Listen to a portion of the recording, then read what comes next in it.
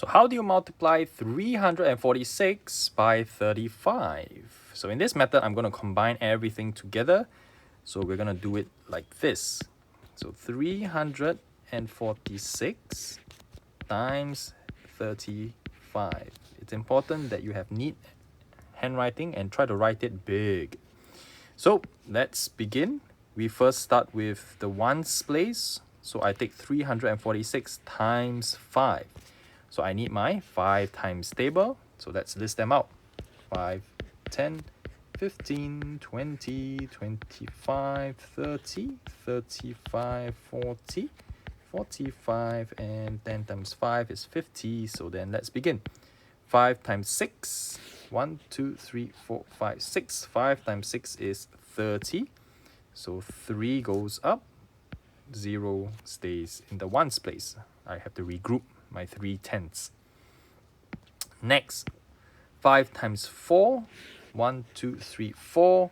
It's 20, but I need to plus my 3. So 20 plus 3 is 23. Regroup my 2. My 3 remains down below. Next, 5 times 3. 1, 2, 3. 5 times 3 is 15. But 15 must plus the 2. So 15 plus 2 is 17. Okay, so you're done with the multiplying by 5. Next, we need to multiply by 3. So 3 is not just 3 ones, but it's 3 tenths. So the first thing I need to remember to do is to put a 0 in my ones place, because there's no ones. It starts with 3 tenths. And I need my 3 times table. So 3, 6, 9, 12, 15, 18, 21, 24, 27, and 30. Let's begin. 3 times 6. 1, 2, 3, 4, 5, 6. 3 times 6 is 18. So the 8 will come here. But the 1, where does the 1 go?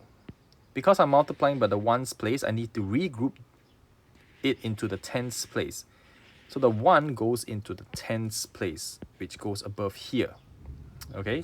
So putting the 0 here is very useful because you don't accidentally put something here. You know that you need to start with the tens place because it's 3 tenths. So everything starts with the tens place and we build up. So next, 3 times 4. 1, 2, 3, 4. 3 times 4 is 12. I must remember to plus my 1. So 12 plus 1 is 13. So I need to regroup my 1 to the next place and my 3 goes down here. That's why I say neat handwriting is very important so that you don't make a mistake.